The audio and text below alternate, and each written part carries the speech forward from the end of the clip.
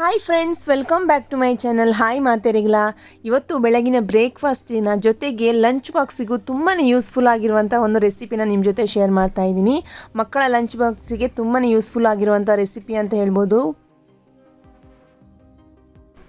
Healthy ಆಗಿರುವಂತಹ paneer pulao ready ಆಗಿದೆ. ಇನ್ನು ಇದನ್ನು ಟೇಸ್ಟ್ ಮಾಡೋಣ. ಎಲ್ಲರೂ ತುಂಬ ಇಷ್ಟಪಡುವಂತಹ ಪನ್ನೀರ್ ಪಲಾವನ್ನ ಇವತ್ತು ಕ್ವಿಕ್ಕಾಗಿ ಯಾವ ರೀತಿ ಮಾಡೋದಂತ ನೋಡೋಣ ಬನ್ನಿ.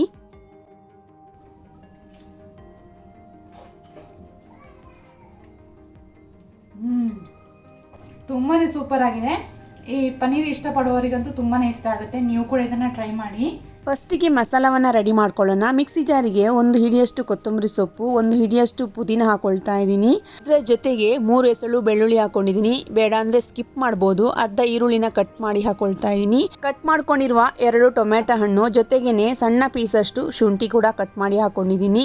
1 ಹಸಿಮೆಣಸನ್ನು ಖಾರಕ್ಕೆ ಹಾಕೊಂಡಿದ್ದೀನಿ. ಜಾಸ್ತಿ ಖಾರ ಬೇಕಾದರೆ ಜಾಸ್ತಿ ಹಾಕೋಬೋದು. ಪೇಸ್ಟ್ ಮಾಡಿ ರೆಡಿ ಮಾಡ್ಕೊಳ್ಳೋಣ.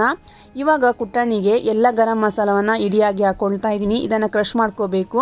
ಎಲ್ಲ ಗರಂ ಮಸಾಲವನ್ನು ಸ್ವಲ್ಪ ಹಾಕೊಂಡಿದ್ದೀನಿ. ಜೊತೆಗೆ ಸ್ವಲ್ಪ ಪೆಪ್ಪರನ್ನು ಸೇರಿಸಿಕೊಂಡು ಕ್ರಷ್ ಮಾಡ್ಕೊಳ್ಳೋಣ.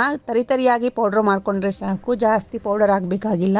ಕುಕ್ಕರಿಗೆ 3 ಸ್ಪೂನಷ್ಟು ತೆಂಗಿನೆಣ್ಣೆ, 3 ಸ್ಪೂನಷ್ಟು ತುಪ್ಪ ಹಾಕೊಂಡಿದ್ದೀನಿ. ಖಾಲಿ ತುಪ್ಪದಲ್ಲಿ ಕೂಡ ಮಾಡ್ಕೋಬೋದು. ತುಪ್ಪ ಬಿಸಿಯಾದ ಮೇಲೆ ಸ್ವಲ್ಪ ಸೋಂಪು, ಪಲಾವ್ ಎಲೆ, ಹಾಗೆ 1 ಹಿಡಿಯಷ್ಟು ಕ್ಯಾಶ್ಯೂವನ್ನು ಹಾಕ್ಕೊಂಡು ಫ್ರೈ ಮಾಡ್ಕೊಳ್ಳೋಣ. ಲೈಟಾಗಿ ಫ್ರೈ ಮಾಡಿಕೊಂಡ್ರೆ ಸಾಕು.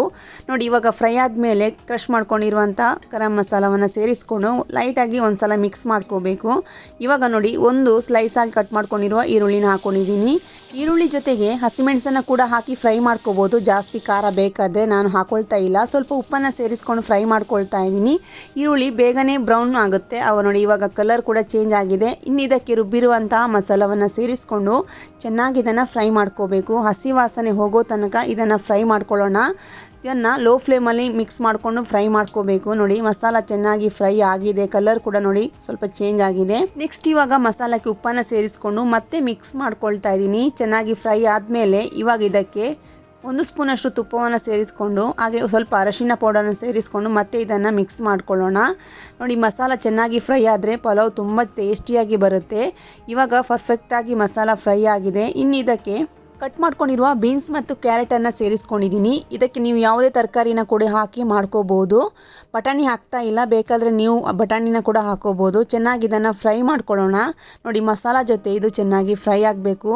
1/4 ಗಂಟೆ ನೆನೆಸಿಟ್ಟಿರುವಂಥ ಬಾಸುಮತಿ ರೈಸನ್ನು ಚೆನ್ನಾಗಿ ತೊಳೆದು ಇವಾಗ ನೋಡಿ ನೀರನ್ನು ಫಿಲ್ಟರ್ ಮಾಡ್ಕೊಂಡು ಇದಕ್ಕೆ ಸೇರಿಸ್ಕೊಳ್ತಾ ಇದ್ದೀನಿ. ಇದನ್ನು ಇವಾಗ ಲೈಟಾಗಿ ಮಿಕ್ಸ್ ಮಾಡ್ಕೊಳ್ಳೋಣ, ಇಲ್ಲಾಂದರೆ ಅಕ್ಕಿ ಕಟ್ಟಾಗುತ್ತೆ. ಮಸಾಲ ಎಲ್ಲ ಅಕ್ಕಿಗೂ ಚೆನ್ನಾಗಿ ಮಿಕ್ಸ್ ಆದಮೇಲೆ ಇವಾಗ ಇದಕ್ಕೆ ಬೇಯುವುದಕ್ಕೆ ಬೇಕಾಗುವಷ್ಟು ನೀರನ್ನು ಸೇರಿಸ್ಕೊಳ್ತಾ ಇದ್ದೀನಿ. ಅಕ್ಕಿಯ 2 ಭಾಗದಷ್ಟು ನೀರನ್ನು ಹಾಕೊಂಡಿದ್ದೀನಿ. ಒಂದ್ಸಲ ಚೆನ್ನಾಗಿ ಮಿಕ್ಸ್ ಮಾಡ್ಕೊಳ್ಳೋಣ. ಇವಾಗ ಇದಕ್ಕೆ ಬೇಕಾಗುವಷ್ಟು ಉಪ್ಪನ್ನು ಸೇರಿಸ್ಕೋಬೇಕು.